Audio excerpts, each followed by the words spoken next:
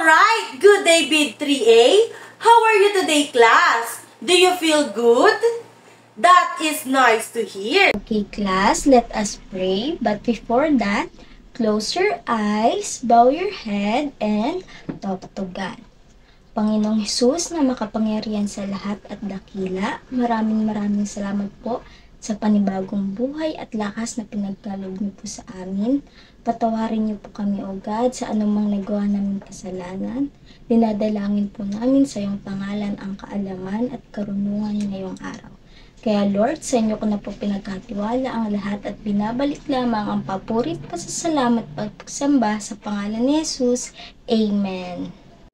Before you take your seat, kindly pick up the pieces of paper under your chair.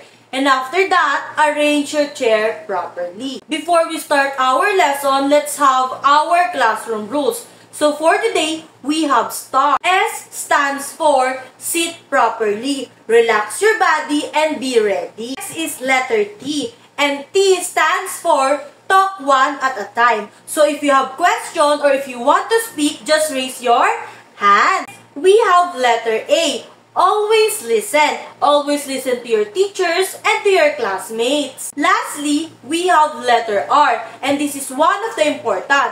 I want you all to respect everyone. Respect your teachers, your classmates, and respect yourself. So are we all clear to our classroom rules? Always remember our classroom rules, class, okay? Secretary Laika, is there anyone absent today? None? That's good to hear. Thank you. Class, do you still remember what we learned yesterday? It's all about... Very good! And again, what are the 4 theories that we have tackled? Correct!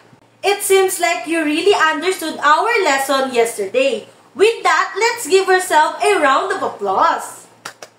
We will have a short activity and this is called Guess the Gibberish. Is any one of you familiar or have played this game before? Wow, most of you know this game. Okay, the instruction of the game, you just have to analyze the phrase to guess the gibberish or the word. But here's the twist. Bago kayo sumagot, kailangan nyo muna magbigay ng example or something na ginagawa natin during physical education. Naintindihan po ba? Okay, very good. Okay, let's start the game. First phrase is cognitive. Who wants to answer? Yes, you. Your answer is cognitive. Let's see if it's cognitive. That's right, it's cognitive. Okay, next gibberish is internal. Who wants to answer? Yes, you. Internal. Let's see if it is correct. That's right, internal. Okay, next. Experience. Who wants to answer? Yes, you. Your answer is experience. Let's see if it is correct. Yeah, it is experience. Next gibberish is theories. Okay, what's your answer? Theories. Let's see if it's theories.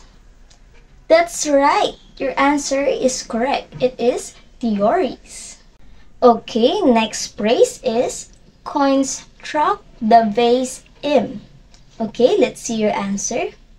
Your answer is constructivism. Let's see if it's correct. Okay, that's right. It is constructivism. Okay, next gibberish is external. Okay, what's your answer? External. Let's see if it's external.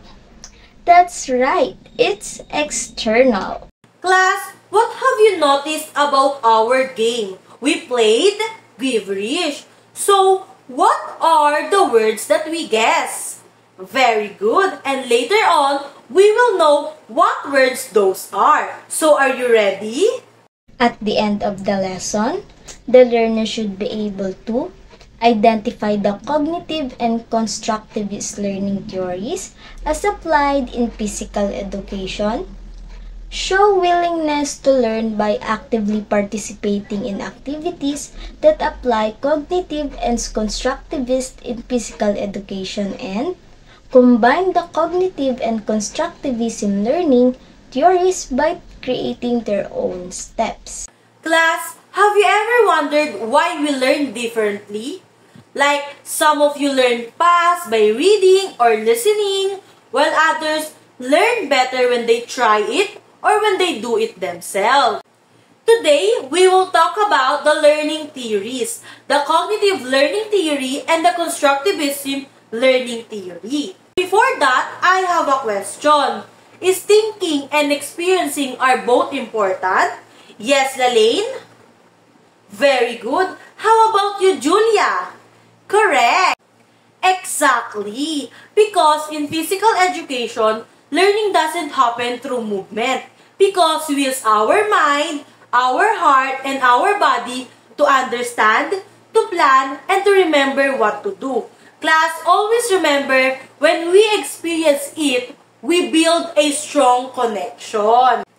Let's discuss first the cognitive learning theory. So, when you hear the word cognitive, what comes into your mind?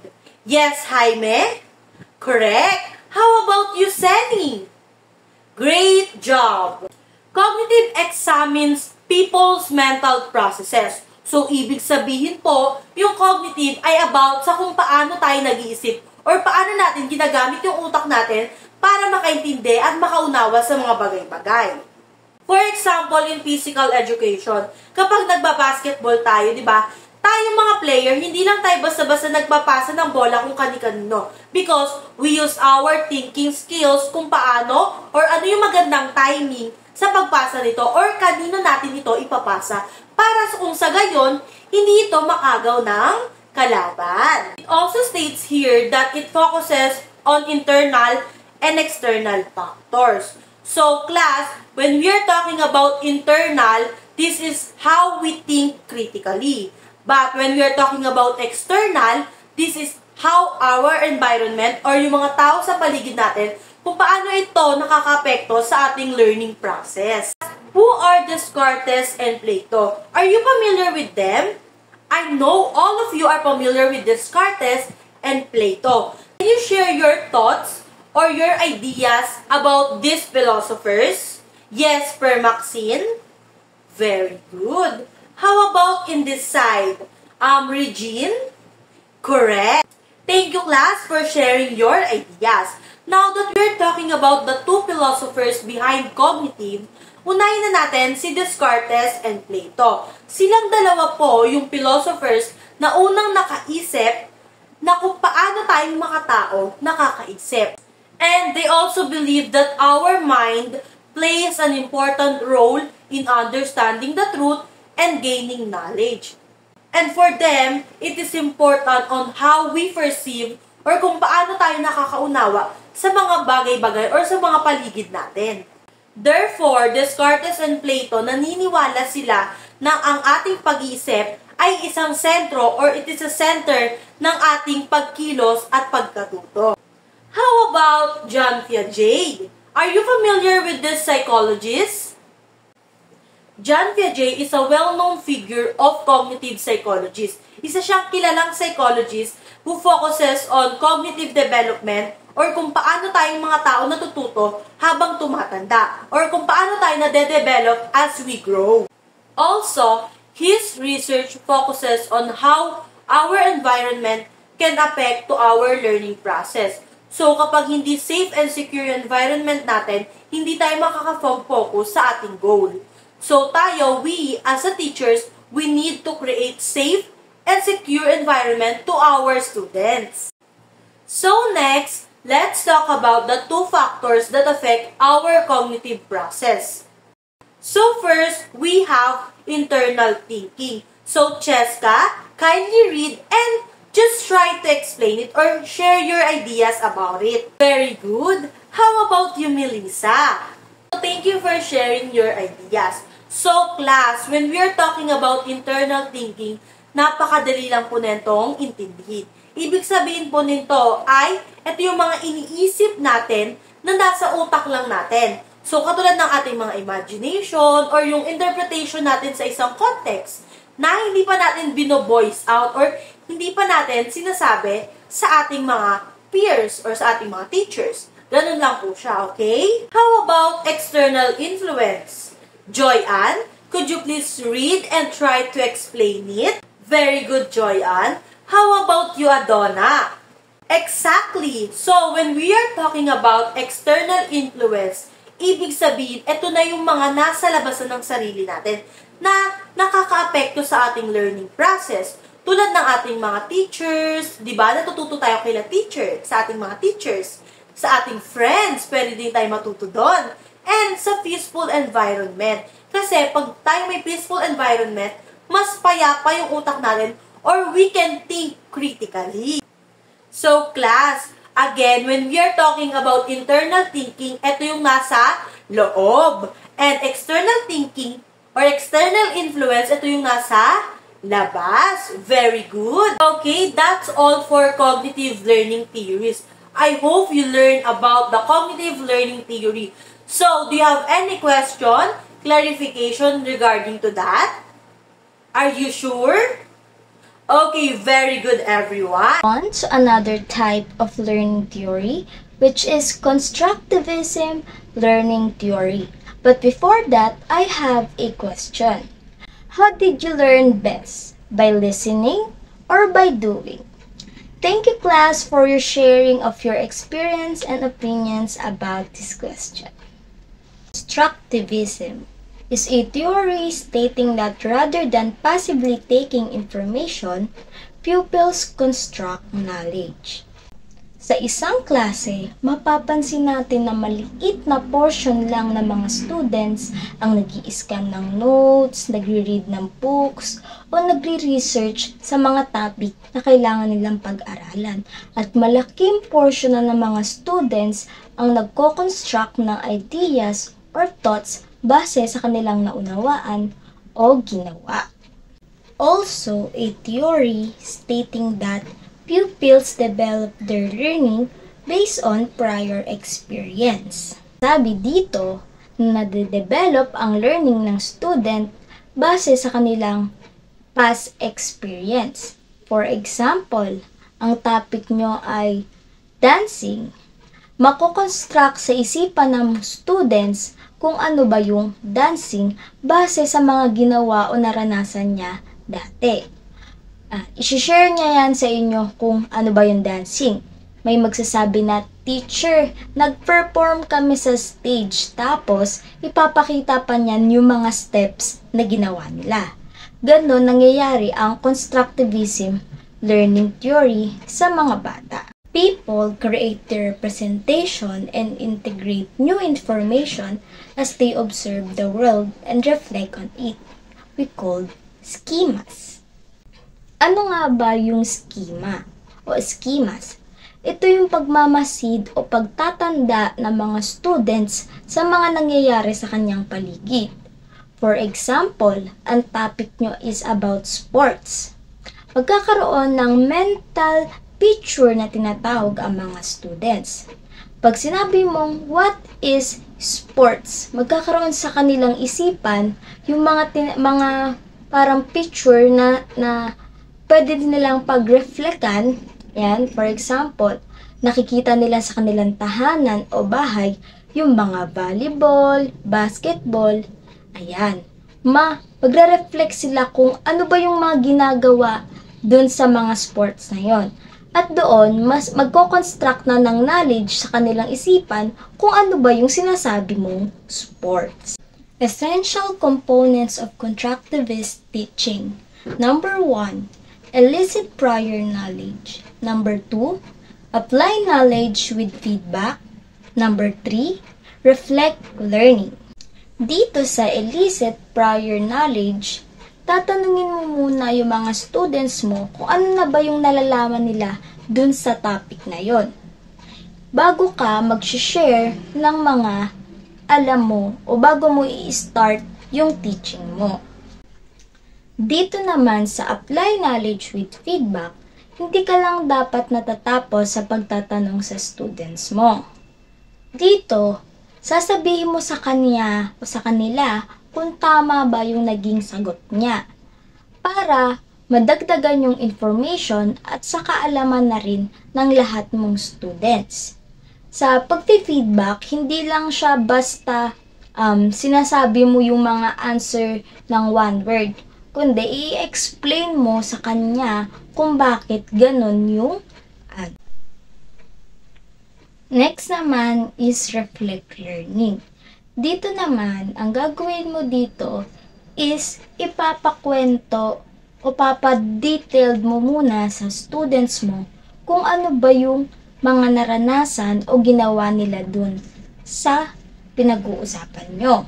After nun, para magkaroon ng reflect learning, mag-ask ka sa kanya ng question kung ano ba yung na-feel o ano ba yung naging impact sa kanya ng ganong experience. Direction. Create your own 5 steps of warm-up to show how a cognitive and constructivism learning theory really works in physical education. There's a assigned topic in each group. For Group 1, warm-up. Example is head circles. For Group 2, exercise. Example is squat. Okay class, for you to have a high score, here's the rubric. And this is equivalent to 15 points. So this is the rubric for Group 1 and this is the rubric for Group 2. So you have 3 minutes to brainstorm and 3 minutes to present your work. So you may now start and your timer starts now. Okay, time's up. Group 1, are you ready to present your work? Please come here in front and let's watch your presentation. Okay, let's give Group 1 a round of applause. Group 2, come here in front and present your work. Very good, Group 2. Let's give Group 2 a round of applause. Let's sum up all that we learned for today. There are 2 types of learning theory. The first one is cognitive learning theory, where we think and understand the topic to know what it is, and the constructivist learning theory is we depends on our past experience to construct knowledge. Tandaan na kailangan natin tong dalawang learning theory for effective learning and effective teaching. Listen up everyone, sit properly and get ready for our quiz. So I want you to get 1 sheet of paper and mind your own paper. Strictly, no cheating. Okay, class? Are we clear with that? Very good.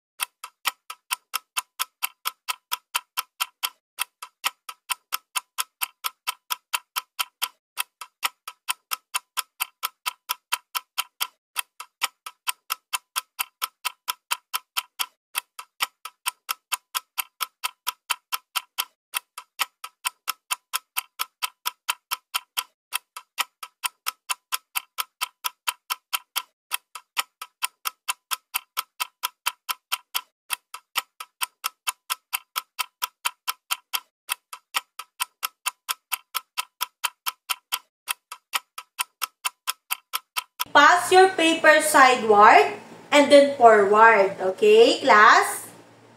Quiet. For your assignment, direction, using your own words, explain the main idea of each theory, write your answer in complete sentences, and make sure they show your understanding of how each theory helps.